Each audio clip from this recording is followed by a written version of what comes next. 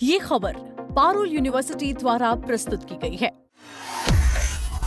8वें वेतन आयोग यानी कि 8th पे कमीशन से पहले केंद्र सरकार के कर्मचारियों के बीच पेंशन को लेकर बड़ा सवाल खड़ा हो गया है कि क्या बाजार में जुड़ा नेशनल पेंशन सिस्टम यानी कि एनपीएस बेहतर है या गारंटी वाला यूनिफाइड पेंशन स्कीम यानी कि यूपीएस।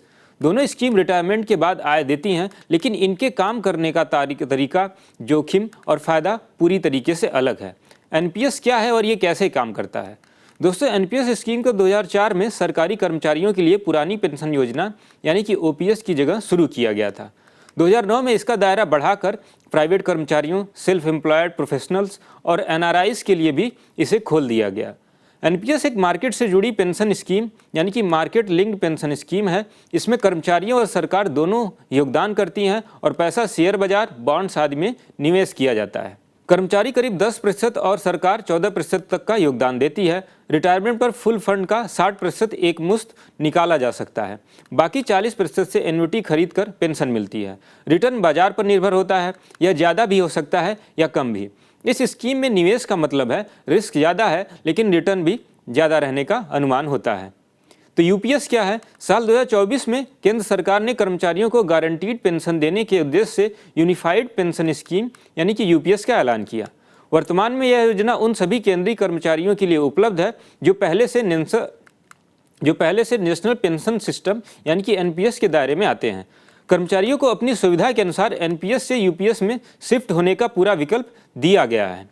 रिटायरमेंट पर आखिरी 12 महीने की औसत बेसिक सैलरी का करीब 50% पेंशन, वहीं कम से कम 10,000 मासिक पेंशन की गारंटी, परिवार को 60% तक की फैमिली पेंशन, महंगाई के हिसाब से डियरनेस रिलीफ भी इसमें मिलेगा। इस स्कीम में निवेश का मतलब है कम जोखिम लेकिन तय और सुरक्षित आय।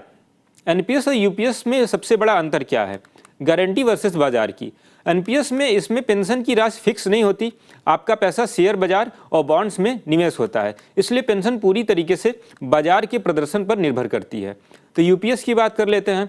यह एक गारंटीड पेंशन स्कीम है। इसमें सरकार आपको रिटायरमेंट के बाद एक तय यानी कि फिक्स्ड पेंशन देने की गारंटी लेती है। अब जोखिम की बात कर लेते हैं। एनपीएस क्योंकि पैसा मार्केट से जुड़ा होता है, इसलिए अगर बाजार गिरता है तो आपके रिटर्न और पेंशन की राशि कम हो सकती है, जोखिम अधिक है।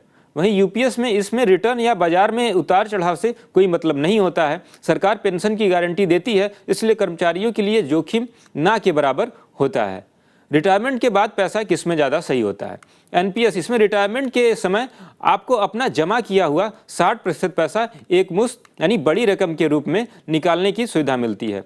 तो यूपीएस में इसका मुख्य फोकस आपको एक मुश्त बड़ी रकम देने के बजाय हर महीने एक नियमित और फिक्स्ड पेंशन यानी कि निश्चित आय देने की सुविधा होती है। न्यूनतम सुरक्षा किसमें होती है? एनपीएस, इसमें कोई भी मिनिमम पेंशन की गारंटी नहीं होती। आपका फंड जितना होगा उतनी ही पेंशन आपकी बनेगी। तो यूपीएस में इसमें न्यूनतम सुरक्षा तय की गई होती है। अगर किसी कर्मचारी ने कम से कम 10 साल की नौकरी पूरी की है तो उसे रिटायरमेंट के बाद कम से कम 10,000 प्रति माह पेंशन मिलना तय रहता है।